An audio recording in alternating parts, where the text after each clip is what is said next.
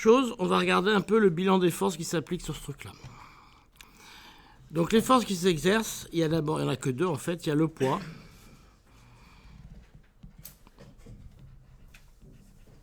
qui est égal à mg. Puis la réaction du support. Donc où c'est qu'elle s'applique, on s'en fiche un peu. Pour l'instant, on va considérer que c'est ponctuel. La réaction du support qui est comme ça. Et de façon évidente, pour que ça décolle,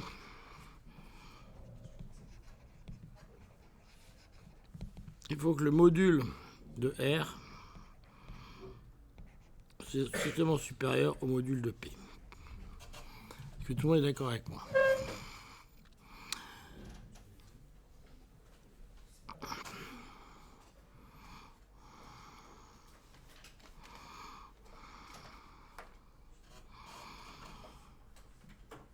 Alors, là où il faut faire attention, c'est qu'en statique,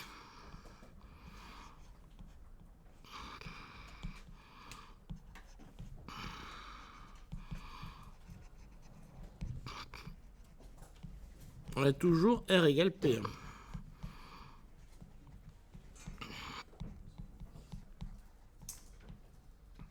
D'accord? C'est-à-dire, si je pose mon truc comme ça en statique, j'ai toujours la réaction qui est égale au poids ici. D'accord? Ça, c'est toujours vrai. Là, le problème, c'est qu'on est en dynamique. D'accord? Donc, on a quelque chose d'un petit peu différent. Donc, ce que je peux faire maintenant, donc ça, c'était la partie 1 de mon programme tout à l'heure. Partie 2 de mon programme. Je dessine les choses avec seulement la partie qui m'intéresse. Ok? Donc, partie 2, je refais le dessin avec que ce qui m'intéresse. Ce qui m'intéresse maintenant, c'est que mon truc, il devient ponctuel. D'accord? Ma grosse masse, elle devient ponctuelle. Ce qui s'applique dessus, c'est le poids. D'accord? J'ai la réaction du support.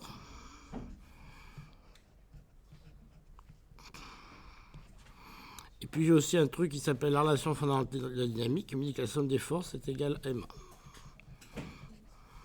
Okay. Donc le A, on verra comment il est. Et je sais aussi que l'accélération, c'est la dérivée seconde de la position. Voilà, donc là j'ai à peu près tous les instruments pour résoudre mon problème. Et on vous dit aussi que la position est donnée. Alors comment il vous donne ça exactement? Il faut que je reprenne mes notes. Ils vous disent que l'accélération, elle est où celui-là? J'ai pas la numérotation que vous, donc c'est pour ça que c'est... Voilà. Ils vous disent que l'accélération vaut E gradient x vers le haut, hein, c'est ça? Donc, ouais, donc gradient x vers le haut, je suppose. X de t est égal à A cosinus oméga t, et ils mettent pas de phase, c'est ça? Donc oméga c'est 2πf. Hein. Ok, ça c'est ce qu'il vous donne.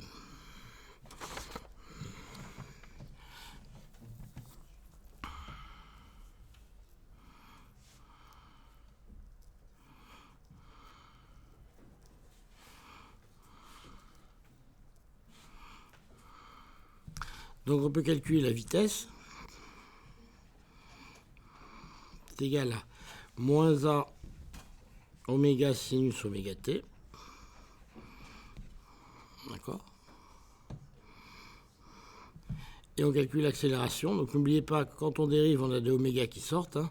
Ça fait moins A oméga carré cosinus oméga t.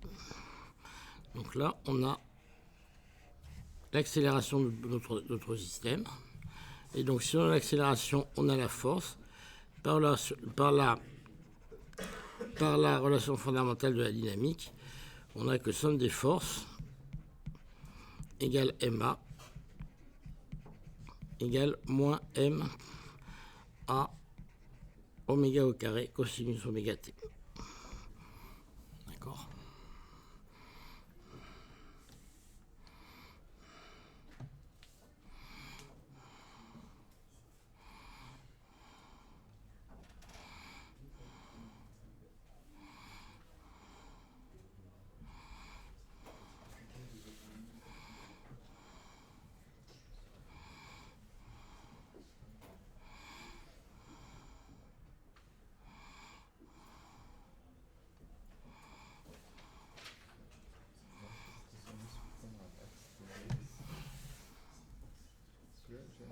quand on fait le cercle cosinus sinus, j'ai cosinus et sinus.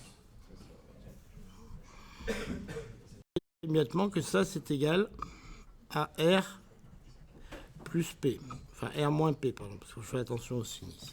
D'accord. Ce n'est pas sinus oméga t. Non, parce que quand je dérive une fois le cosinus, j'obtiens un sinus.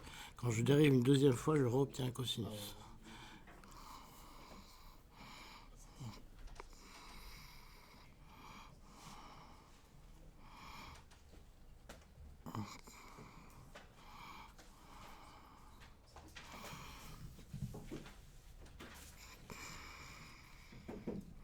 Donc moi, ce qui m'intéresse maintenant, c'est que j'ai mon petit jouet qui est en train de faire stack, stack, stack, stack, stack.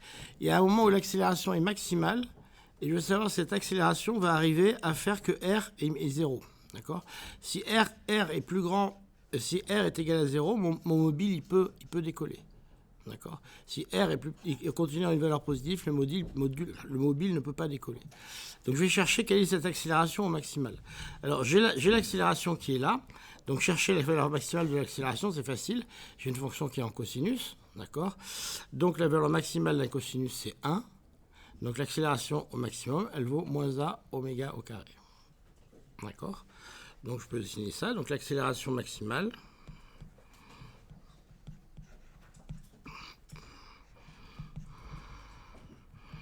l'accélération max, c'est quand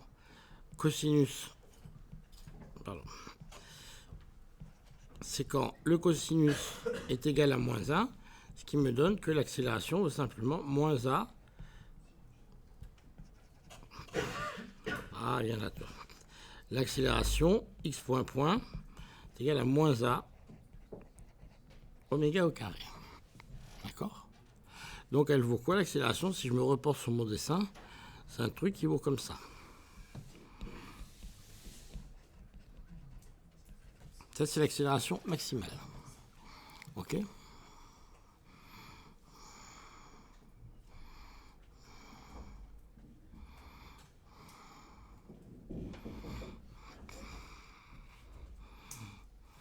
En dynamique, c'est le module de R plus grand que P.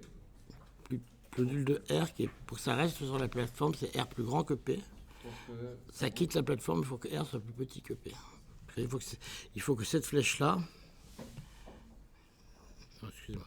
Il faut que cette flèche-là devienne plus petite que celle-là pour que ça décolle. Il faut que R soit négatif, en fait. Il faut que R n'existe pas.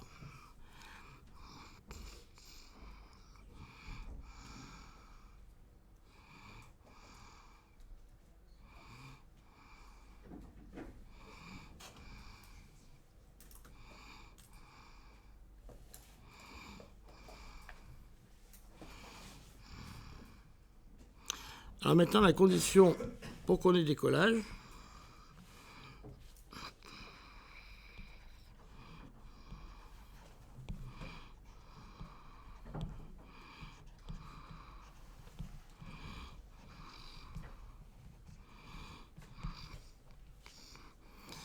il faut que R soit plus grand que 0. D'accord ? Alors pourquoi vous pouvez imaginer un avion ? L'image que je donne, c'est toujours l'image de l'avion. Quand vous êtes sur un avion avec sa piste qui décolle, tant que la piste appuie sur l'avion, c'est qu'il n'a pas décollé. Au moment où il décolle, la piste arrête d'appuyer sur l'avion, puisqu'il a décollé. D'accord ? Donc la condition, c'est toujours R plus grand que 0 pour un système qui est en contact avec le sol. Dès que le truc n'est plus en contact avec le sol, la piste arrête d'appuyer sur l'avion, et réciproquement. D'ailleurs, d'accord ? Donc là, dans cette condition, c'est qu'il faut que R soit plus grand que 0 pour qu'on ait un contact entre le sol et le truc. Okay.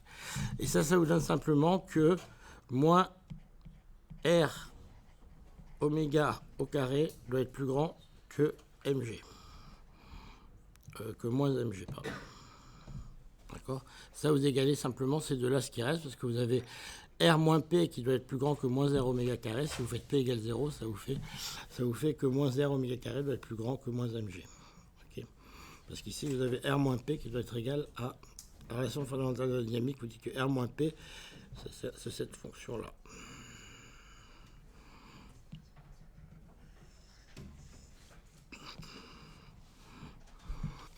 faites simplement P égale 0 dans la relation au-dessus. D'accord.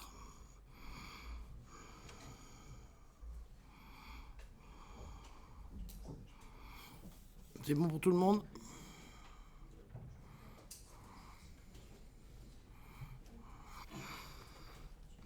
Et vous trouvez à la fin que oméga doit être supérieur ou égal à mg sur R.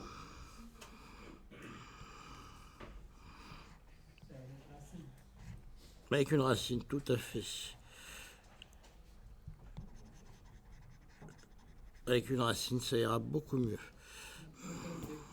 Pour quelle déforme, il faut que le cosinus de oméga soit égal à 1. Cosinus d'oméga égale 1, ouais.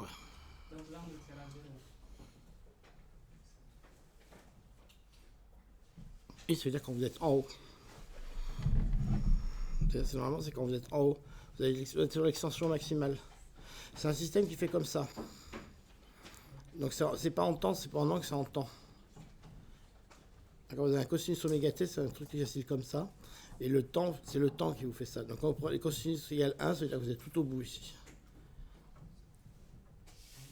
Mais c'est un truc qui fonctionne. Attendez, je vais le mettre dans un coin. Cosinus oméga t, c'est un système qui fait comme ça. C'est un système qui oscille comme ça. Et ici, vous avez le cosinus égale 1. D'accord? Et ici, vous êtes à 0. Donc, cosinus oméga t égale 1, ça veut dire que vous êtes au maximum de l'extension ici. D'accord?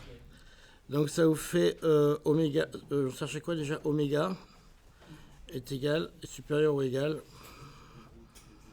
à mg sur R avec une racine carrée, comme il me fait remarquer. Et voilà. Si c'est égal, ça ne reste pas à sa place. Là, c'est pour la limite pour qu'il commence à décoller. Il doit être égal ou... S'il est plus grand que ça, il va se mettre à décoller.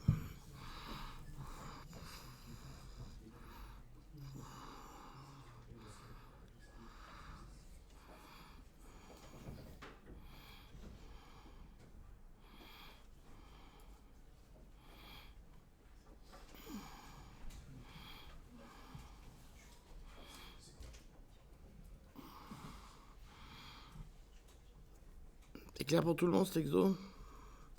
Alors, je vous conseille, ce qui est très difficile dans cet exo, c'est cet endroit-là, parce que R, bon, en fait, ce que j'aurais dû faire au départ, c'est le graduer envers le haut, parce que sinon, c'est pas évident. Ce qui est pas facile ici, c'est qu'une fois qu'on a écrit R plus P, on est content, parce que ça va dans un sens différent. Ce qui est difficile, c'est d'arriver ici. C'est-à-dire qu'après, vous avez l'accélération. Ça, c'est facile aussi. Dans les deux, c'est facile. Le problème, c'est de penser à faire le joint entre les deux ici. C'est-à-dire que l'accélération, c'est bien la somme des forces. Donc, vous arrivez ici à R moins P est égal à MA oméga carré cosinus oméga T. Troisième point qui est difficile. Alors, je vous signale que là, on en était au point 3 dans mon petit développement. Là, on est arrivé au point 3. C'est-à-dire le mettre en équation correctement. Ça, c'est une difficulté. Et le point 4, il était là, c'est-à-dire savoir ce qu'on pouvait en tirer de cette équation. Okay. Donc, jusque-là, la difficulté, elle arrivait ici, c'est-à-dire de bien voir que R moins P est égal à cosinus machin truc. Ça, c'était le point 3 de l'équation. Ça, c'est pas évident. Souvent, vous n'y arrivez pas, d'accord, à faire ce lien-là. Le point 4, par contre, c'est se souvenir que le cosinus est maximal quand il vaut 1. Que ce qu'on cherche, c'est ce qui se passe au maximal de l'extension pour les plus grandes accélérations. Et à ce moment-là, vous trouviez ce truc-là sans trop de difficulté, normalement. La vraie difficulté, elle était là. Dans cet exercice, elle était ici, la difficulté. C'est-à-dire de bien écrire que la somme des forces est égale à MA. Et donc, vous avez ça qui est égal à R moins P. Et vous faites P égale 0 et vous trouvez de façon triviale ce truc-là. D'accord? On n'a pas mis la fréquence. La fréquence, elle est là. C'est oméga. D'accord. Oméga, c'est la fréquence. Enfin, c'est 2pi fois la fréquence. C'est ça.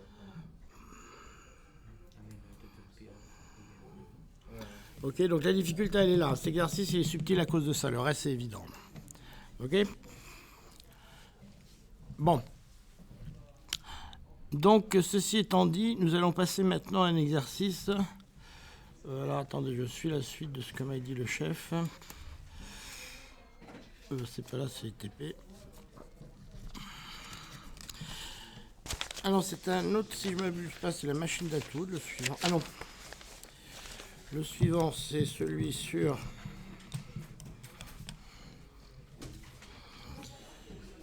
le 2,5 et 2,11. Alors par lequel on va commencer? Parce qu'ils sont tous les deux un petit peu différents. Je ne sais pas lequel est le plus marrant.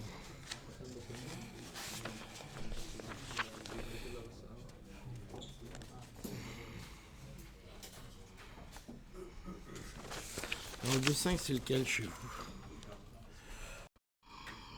Donc le problème du hamac. Exercice 2-3.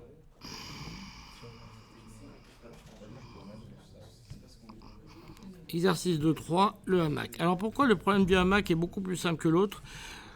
En fait, il n'est pas tellement plus simple dans sa mise en équation, mais vous verrez que ce qui vous sauve là, c'est que les angles sont les mêmes. Et donc quand vous allez résoudre, ça vous simplifie la vie. D'accord? Donc mon hamac, premièrement, je fais un dessin. Un dessin de mon hamac, c'est ça, avec ces petites feuilles. L'autre côté, avec ces petites feuilles. Et là, j'ai mon hamac, enfin mon machin qui tient comme ça. Et ici, j'ai alpha. Alpha, et ici, j'ai un poids P, ça c'est moi qui suis sur mon hamac. Et j'ai des tensions T ici. Ok.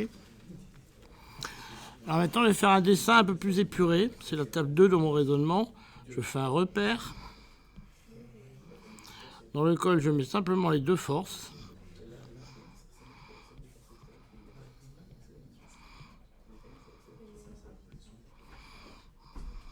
P. Ok. Et puis j'ai alpha qui est ici. Voilà. Alors c'était T', excusez-moi.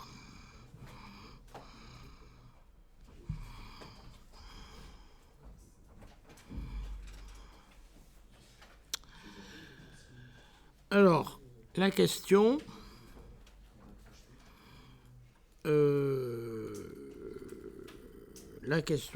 qu'on pose, c'est est-ce qu'a priori, sans faire aucun calcul, vous êtes capable de me dire ce que vaut T' par rapport à T?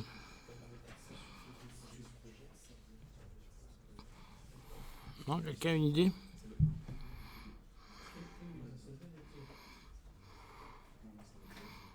Quelqu'un pourrait me dire ce que vaut T' par rapport à T? T' par rapport à T. Non, personne n'a une idée. Ouais. Alors, le module, hein, le module, je veux dire. Le module. Sur le même module, ok. Vous pouvez l'argumenter ou c'est juste que vous le sentez comme ça? Vous pouvez l'argumenter ou c'est juste une impression que vous avez? Parce qu'ils ont le même angle,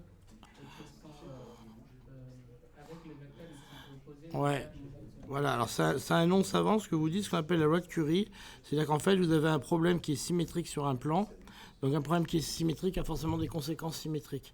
Donc si vous avez un problème qui est symétrique par un plan de symétrie, vous avez forcément des conséquences qui sont symétriques. Donc si le circuit est symétrique, les forces sont forcément symétriques. Donc vous ne pouvez pas avoir une réponse qui est moins symétrique que la cause du problème. Donc dans un système symétrique, forcément les forces sont symétriques. Ça ne peut pas être autrement. Mais on peut aussi le calculer. Donc on va le calculer. Donc troisièmement, on va le mettre en équation, ce machin. Et pour ça, on va le projeter sur X et Y.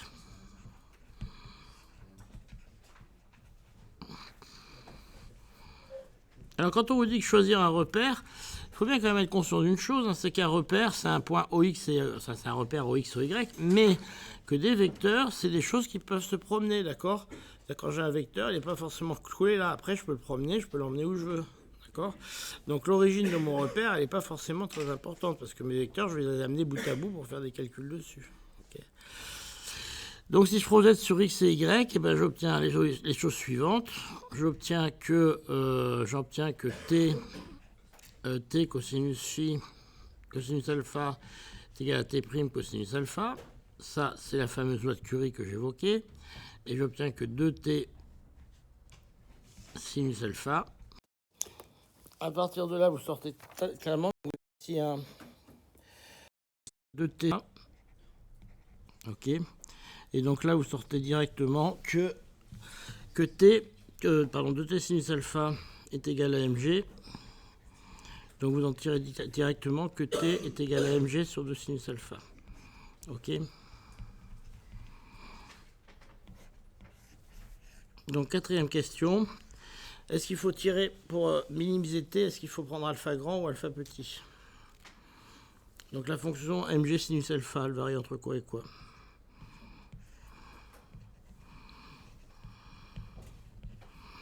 Donc pour alpha est égal à 0, elle tend vers quoi? C'est en vertical. Alpha, c'est l'angle qui est donné. Alpha, c'est l'angle qui est là, je vous rappelle.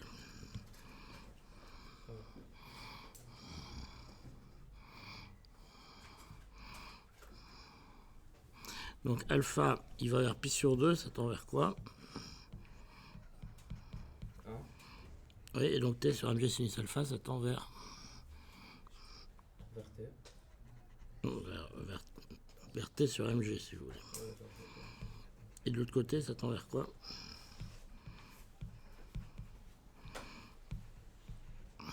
Vers 0. Non. Oui, sinus alpha tend vers 0, mais t sur mg sinus alpha, il tend vers... Alors, si vous avez t sur sinus alpha, en alpha égale 0, ça tend vers quoi? Hein? Allô? T sur sinus alpha en alpha égale 0, ça tend vers quoi?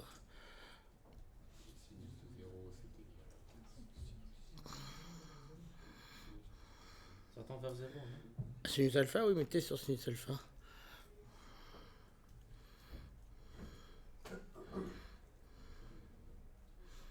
Bah. Hein, vers? C'est vrai, ça diverge. Autrement dit, physiquement, ce que vous avez intérêt à faire, c'est faire sinus alpha est égal ici à pi sur 2. Ça veut dire que vous avez intérêt à laisser traîner votre hamac comme ça. Et pas de le tendre comme ça. Alors ça, c'est une raison physique que vous connaissez bien. Je pense que vous en avez déjà fait l'expérience. Si vous prenez un sac cabas qui est vachement lourd, vous avez intérêt à le laisser pendre. Ce qui est difficile, c'est de l'ouvrir. D'accord? Pour faire remonter ce qu'il y a dedans. Si vous le laissez pendre, c'est pas trop lourd. Plus vous cherchez à l'ouvrir, plus c'est difficile. Autrement dit, si vous cherchez à l'ouvrir, vous devez supporter non seulement le poids de la personne, mais en plus la force qu'il faut pour l'écarter.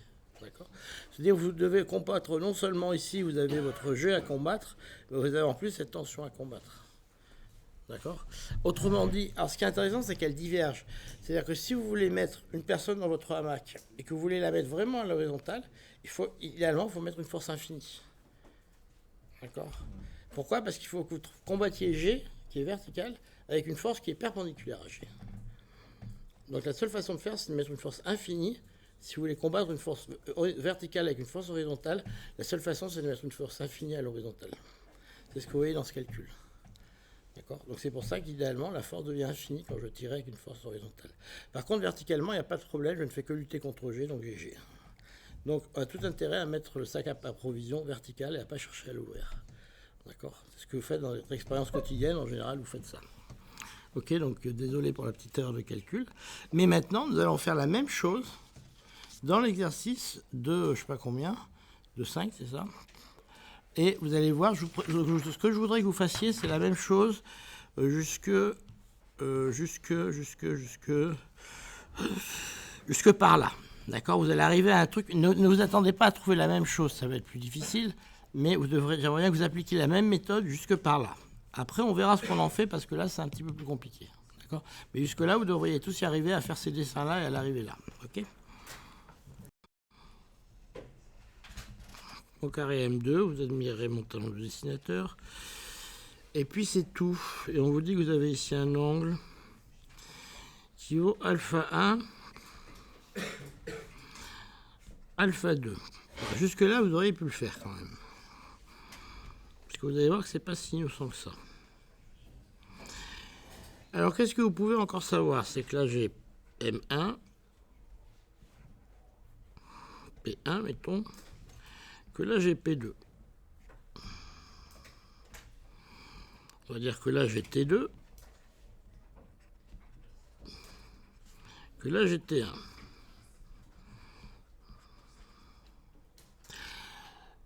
Chose après que vous devez savoir aussi, la norme de ce machin, ça vaut combien? De cette force-là. 0. La norme de cette force-là. T'avais cosinus alpha 2. Celle-là, le long du fil, là. Parce que celle-là aussi, d'ailleurs, on a le même problème ici, hein, de l'autre côté.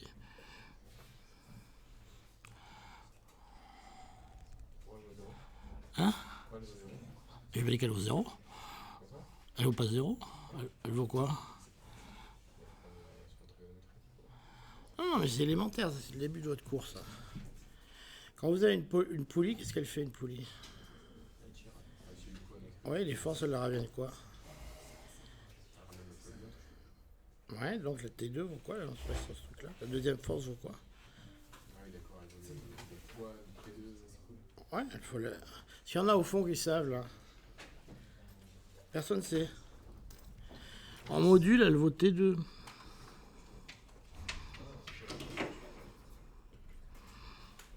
Alors notez-le bien que ce TD vous serve à quelque chose.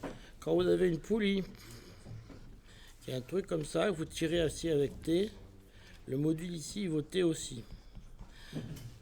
Sauf si, alors je dis bien sauf si, et que ça vous rentre bien dans la tête, sauf s'il y a un mouvement.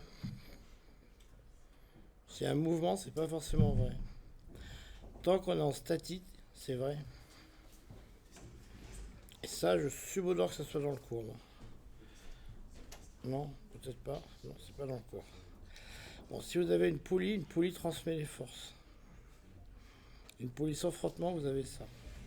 Avec des mouvements, vous avez en plus une accélération, donc ça, c'est pas toujours vrai. Mais tant que vous n'avez pas de mouvement, c'est vrai. Donc vous avez ici T1. Puis ici, vous avez MG. Ok, bon, vous n'êtes pas arrivé à ça.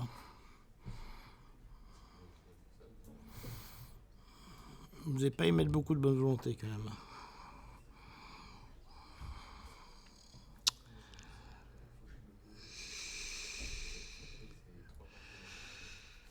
Après, je vais refaire un deuxième dessin, donc étape 2 de mon raisonnement. Je refais un deuxième dessin où j'enlève les poulies.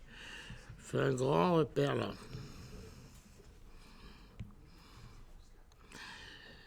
J'ai ici P. J'ai ici P2 aussi d'ailleurs. Donc ils sont tous dirigés vers le bas, P2, P3. J'ai ici par contre T2, T3 qui sont dirigés vers le haut.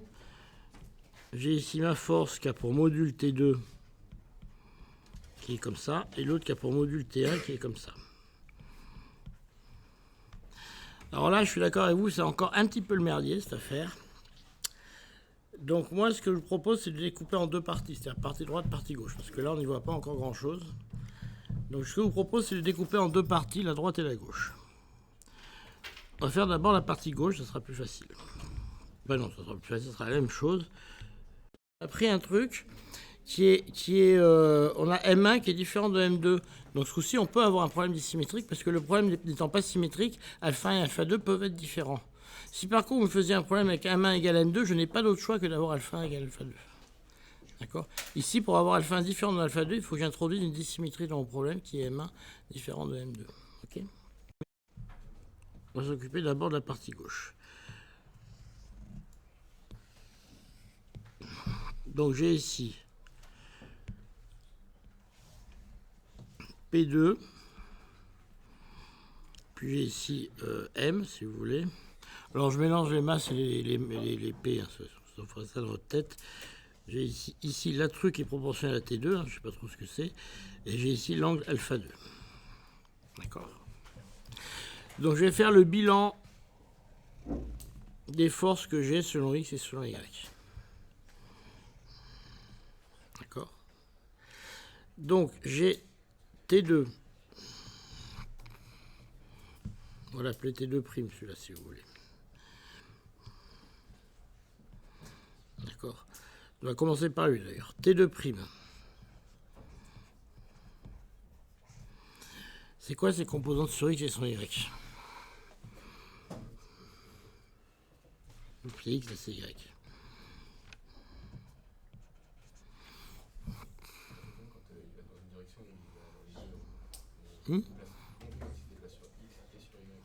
Qui? Quand il y a le poids, par exemple, on dit qu'il est 0 sur X et moins MG sur Y. Et là, il est sur les deux. Bah, il peut se déplacer comme ça, ouais. Bah, il dépend de alpha. Ah oui, c'est vrai que c'est écrit. Ah, c'est quoi ces coordonnées?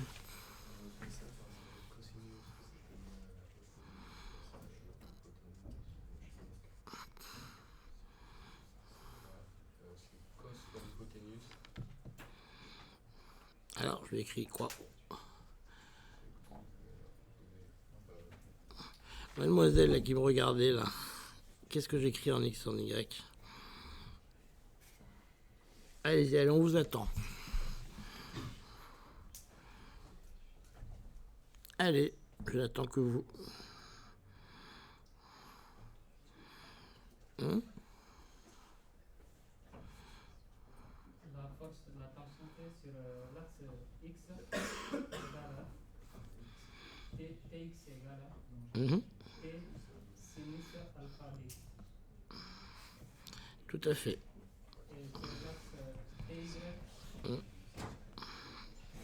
Excusez-moi, j'écris mal, j'aurais écrit. Ah, voilà. Sur le Y, c'est. Ok. C'est pas dur, hein. Lui il le sait par cœur, mais les autres c'est pas dur de le savoir par cœur aussi. Hein. D'accord. Une fois qu'on l'a appris, on sait comme lui, ça vient tout de suite. Ce qui est dommage, c'est que vous perdez beaucoup de points et beaucoup de temps sur un truc, vous voyez, quand on le sait, ça prend une demi-seconde. Mais il l'a pas deviné, il est pas né avec lui, hein. Il l'a appris, enfin je suppose que vous l'avez appris. Ça lui est pas venu au berceau comme ça d'un coup, comme il est né. Il y a peut-être des gens qui naissent avec la trigo, mais c'est pas mon cas en tout cas. Peut-être, hein, je sais pas, il y a peut-être des gens qui naissent comme ça avec des trucs. Bon, alors, P2, il a quoi comme composante? Bon, là, je ne ferai pas l'affront aussi, je vais demander à quelqu'un quand même. Donc, mademoiselle qui n'avait pas su pour le T2, le MG, vous allez y arriver quand même. Dites-moi. Pour le P2, pardon, le P2 pour celui-là. Dites-moi les coordonnées de celui-là. 0 moins MG. Là, vous n'avez pas laissé parler. Hein. Moins, M2G, pardon.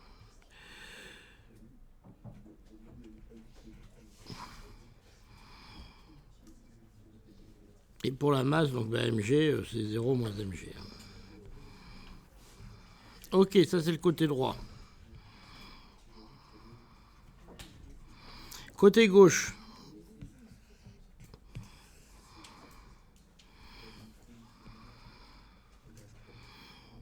Côté gauche, j'ai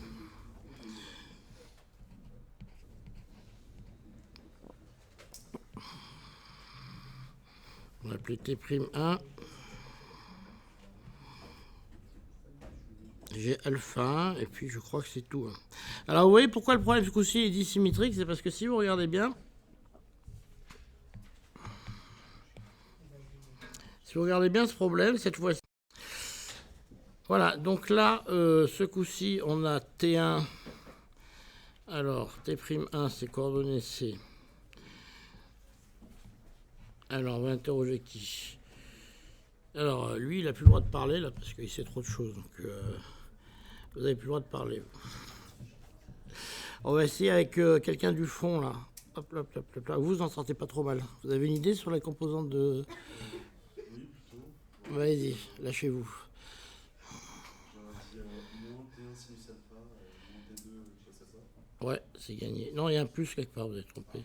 Il y a un moins T1, T1 sinus alpha, mais c'est un plus T1 cosinus alpha.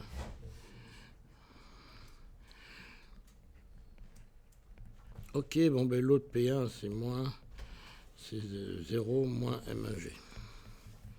Hop. Bon, là, on est tout content. On a fini le travail, en gros. Donc, on passe à l'étape 3. On va mettre tout ça en X. On a ces trois composantes-là. On n'a que deux composantes, pardon. Gentiment.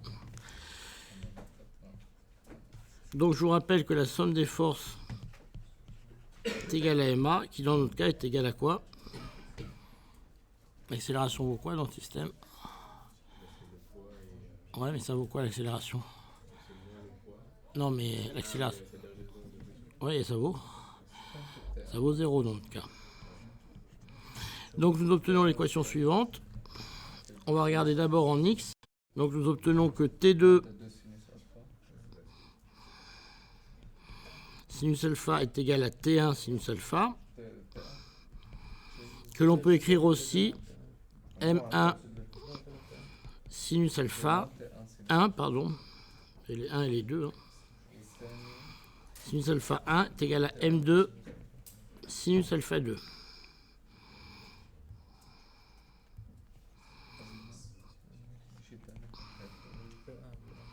Donc ça, c'est facile sur cet axe-là. Sur l'autre axe, ça va être un tout petit peu plus compliqué parce qu'on va avoir M1G cosinus alpha 1. Je suis dans le bon sens ou pas? Oui, je suis dans le bon sens. Plus M2G cosinus alpha 2 est égal à MG. D'accord? Et là, j'ai rien qui se simplifie. D'accord? Et c'est pour ça que je vous disais qu'il était beaucoup plus ennuyeux que l'exercice le 3, parce que si vous vous rappelez le 3, on avait un truc qui ressemblait beaucoup à ça. Comme on avait M1 égale M2 égale M, ça partait, ça partait, ça partait, ça partait, ça partait, et c'était fini. Là, comme on n'a pas M1 égale M2 égale M, il faut se taper tout ça. D'accord? Donc on va le faire tout longtemps. Alors là, ce qu'on va faire maintenant, c'est simplement un petit exercice d'algèbre que je pense qu'on avait peut-être fait de ce genre-là au lycée, peut-être plus simple. Donc on va suivre pas à pas comment on fait ce genre de choses. Donc je numérote mes deux équations. Donc là, il y avait un petit 4, c'est l'endroit où vous allez faire des mathématiques pour ça. En général, c'est là où vous mettez dedans. Donc c'est ce qui fait la distinction entre les très très bons qui ont 17-18 et ceux qui plongent quelques points en dessous. C'est là que vous lâchez la rampe souvent. C'est dommage parce que c'est pas très dur, mais il faut un petit peu d'entraînement. C'est-à-dire que quand vous arrivez à réviser au partiel, ne lâchez pas la rampe à cet endroit-là, quoi. Dites pas, oh, ben, ça me fait chier, j'attaque pas ça, quoi. Ben, c'est pas très dur, mais c'est vrai qu'il faut les faire parce que sinon, on n'y arrive jamais, quoi. Donc, pour résoudre ça, vous avez ces deux équations. Comment vous l'attaqueriez? Voilà, c'est pas évident aussi. Vous auriez un truc à faire ou pas? Alors, en général, pour les équations comme ça, la chose la plus simple, c'est de remplacer un truc de la deuxième par un truc de la première, vous voyez. En général, on exprime le y dans la première équation pour le mettre dans la deuxième. Quand c'est des équations trigo, c'est toujours un peu plus merdique parce qu'on ne peut pas trop faire ça. Alors, on joue souvent avec les formules de trigo. Alors, la plus simple, c'est cosinus carré plus sinus carré égale 1, c'est la plus simple. Là, elle n'apparaît pas de façon évidente, celle-là. Mais on va quand même jouer un truc comme ça, parce que là, on a sinus carré. Là, on a un cos carré. Alors, on va essayer de prier le ciel un peu pour que ça marche. Donc, on va faire un truc comme ça. Bon, alors, honnêtement, je le sais parce que je l'ai fait souvent, hein, si vous voulez, mais c'est pas évident à savoir. On va essayer de se démerder pour faire un sinus carré plus cos carré égale 1, d'accord? Donc on va écrire que M1 sinus alpha 1 égale M2 sinus alpha 2. Ça, c'est l'équation numéro 2, là, haut. Et j'écris ensuite que M1... alors les G, par contre, il simplifie, hein, d'accord? Ça, il n'y a pas de souci. M1 cosinus alpha 1 est égal à M moins M2 cosinus alpha 2. Ça, c'est l'équation 1. D'accord? C'est pas fini, c'est pas fini. Alors le 1, maintenant, on va l'élever au carré. Je vais vous faire M1 carré cos carré alpha 1. Donc ça, c'est le terme que je voulais, le cos carré. C'est égal à M carré plus N2 cos carré carré alpha 2 moins 2M M1 cos alpha 2.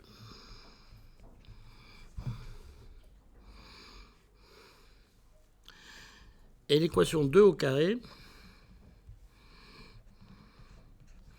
nous conduit à M1 carré sinus carré alpha 1 est égal à M2 carré sinus carré alpha 2.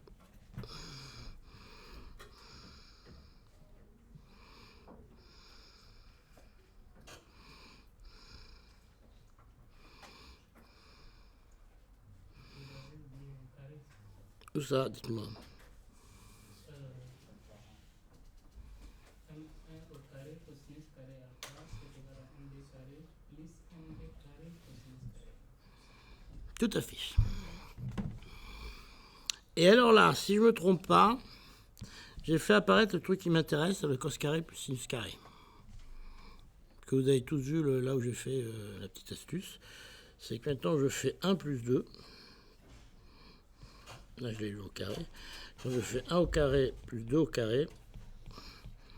J'obtiens M1 carré, vecteur de cos carré alpha 1 plus sin carré alpha 1, qui est égal à M carré plus M2 carré. Et il me reste quoi ici? Il me reste ici à nouveau un cos carré plus sinus carré.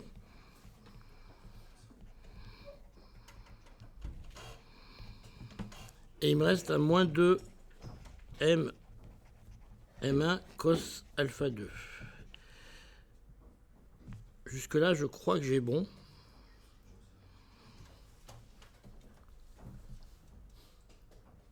Et ça me donne simplement M1 au carré est égal à M au carré plus M2 au carré moins 2M M1 cosinus alpha 2. Hein, c'est MM1 ici, c'est bien ça. Où ça? La relation 1 au carré. Plus 2 au carré. Non, ça donne le moins de MM2 cosinus alpha 2. Attendez, où ça? Là? Non. Là? Là? Là? Oui. C'est M1 au carré cosinus carré alpha. Alpha 1. Oui, mais peut-être là, de l'autre côté. C'est moins de M2. Non, c'est 2M M1 puisque c'est celle-là que c'est 2M M2, oui, excusez-moi, c'est là que je me trompe, c'est 2M M2. Donc c'est une erreur que je vais traîner quelque part. Donc est-ce que ça change quelque chose ou pas? Ça me fait un 2M M2. En fait, ça change rien du tout.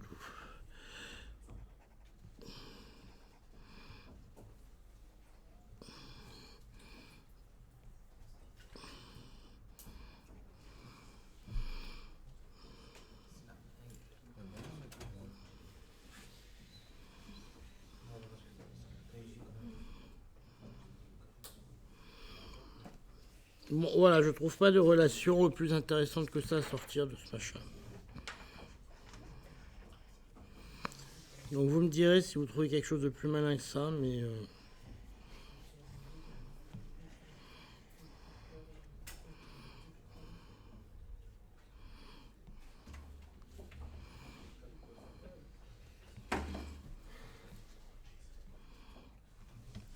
Je pense pas qu'il y ait d'erreur. Et c'est symétrique, c'est déjà bien ça. Si on inverse les 1 et les 2, je trouve bien la même chose. C'est déjà un bon point. Alors qu'est-ce que je pourrais vérifier sinon? C'est que si je fais M1 égale M2, je je trouve un truc raisonnable ou pas? Je trouve M1, M1 et 2M, M1. C'est bon ça.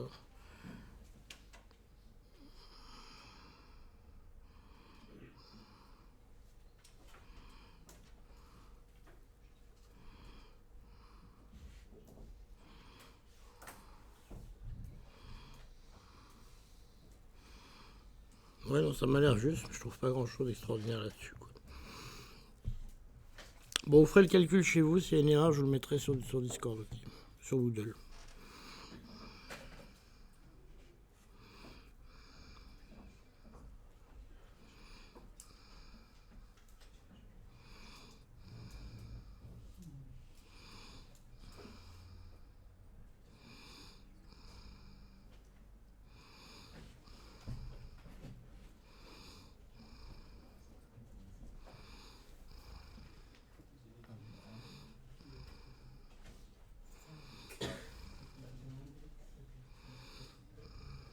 Bon, donc voilà ce qu'on trouvait pour ce truc-là.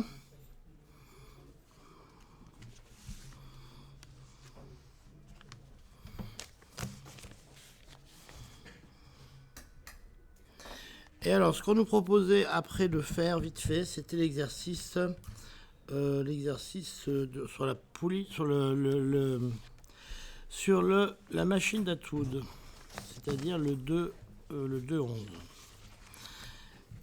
Alors, la machine d'Atwood, c'est un exercice qui est intéressant, parce que d'abord, c'est un exercice historique, et puis ensuite, il vous est travaillé sur ce qui se passe dans des poulies. Alors ça, c'est toujours un peu compliqué, c'est ce qu'on disait tout à l'heure pour les forces, et en particulier sur les signes quand vous avez des poulies. Je ne vais pas le résoudre complètement, je vais juste vous donner le truc. Donc, alors,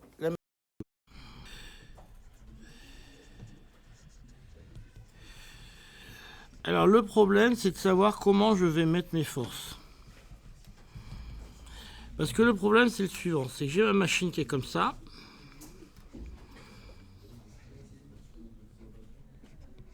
Et l'autre poids qui est comme ça. Alors, les tractions, elles sont comme ça. J'ai T1 et T2. J'ai P2 et P1.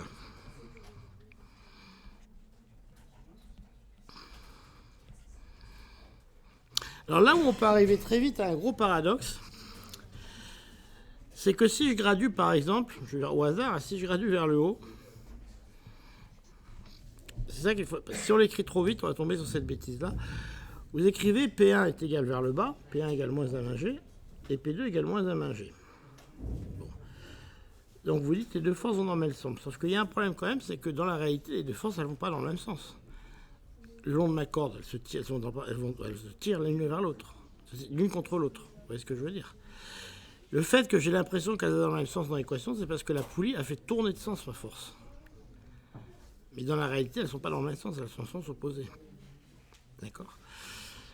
Ce qui fait qu'il faut faire attention que quand on va les écrire, on a tendance à écrire le bilan de mes forces, j'ai moins M1G et puis j'ai moins M2G. Ce qui fait que je vais me retrouver avec les signes complètement fausses d'un côté et de l'autre. C'est que moi, ce que j'ai tendance à faire, je vous donne l'astuce que j'ai moi, c'est que je déplie le fil de la façon suivante. Je prends mon fil et je le déplie le long de l'axe Z. D'accord? C'est que maintenant, j'ai plus qu'un seul fil. Avec ici P2, P2, T2, ma poulie qui est quelque part comme ça. Alors du coup, maintenant, P1, il est en l'air. Effectivement, j'ai inversé la pesanteur à l'endroit. Et j'ai T1 qui est comme ça. Mais du coup, je respecte bien le fait que P1 tire d'un côté et P2 tire de l'autre. Puis que T1 sont bien comme ça. Parce que tout ce qu'a fait ma poulie ici, c'est 35 et de le rabaisser là. Et là, je tombe sur quelque chose qui va bien dans le bon sens. D'accord? Si vous écrivez les équations de mouvement comme ça, vous devriez trouver sur la bonne valeur de la masse effective d'Atwood. Si vous écrivez en gardant les moins et les moins, vous allez tomber sur une aberration. Vous allez tomber que ça vaut 0 en fait. D'accord? Et la meilleure preuve, c'est que si vous prenez un truc équilibré, mettons que vous mettez la même masse des deux côtés, soyons idiots, mais la même masse des deux côtés, si vous mettez que la somme des forces est 2 fois vers le bas, le truc il tombe. Il n'y a qu'une raison qui reste à l'équilibre. Il y a deux forces qui tirent vers le bas, blam, ça tombe. Donc, M1, c'est plus MG. Ouais, et M2 est également moins MG.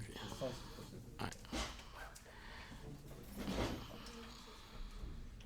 Si vous le résolvez comme ça va se faire tout seul.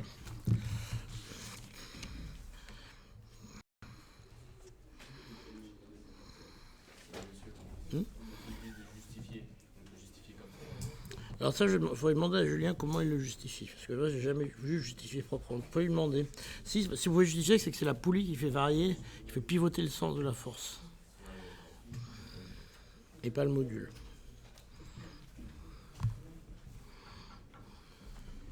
Je vais vous donner les équations de mouvement. Après, je vais vous marquer les équations de mouvement, si vous voulez. Comme ça. Attendez, je vais vous les marquer, comme ça sera vite fait.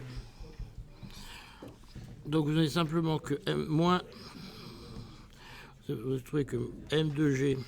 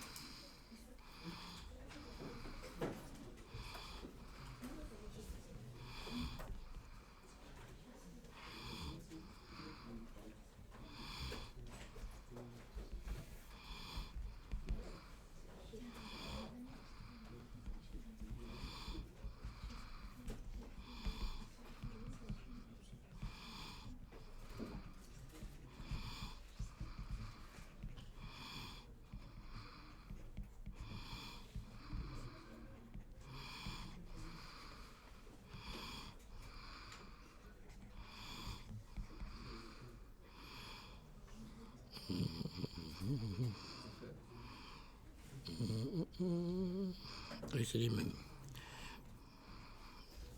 Je fais juste mon calcul de tête, ne bougez pas.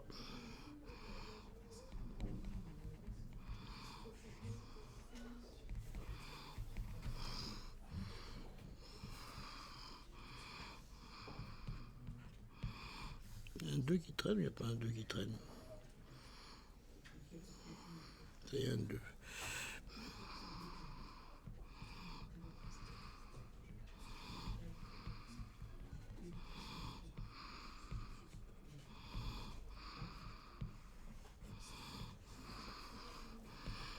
Ah, c'est ça la solution.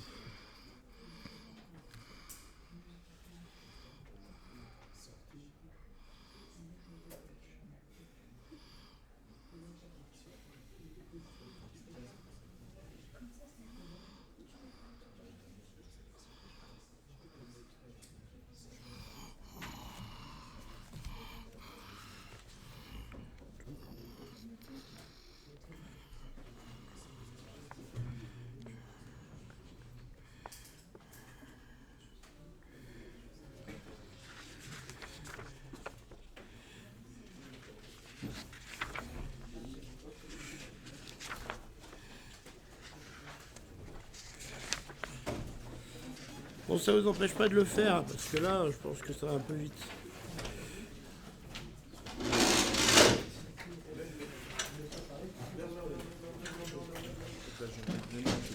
Ouais, c'est intéressant.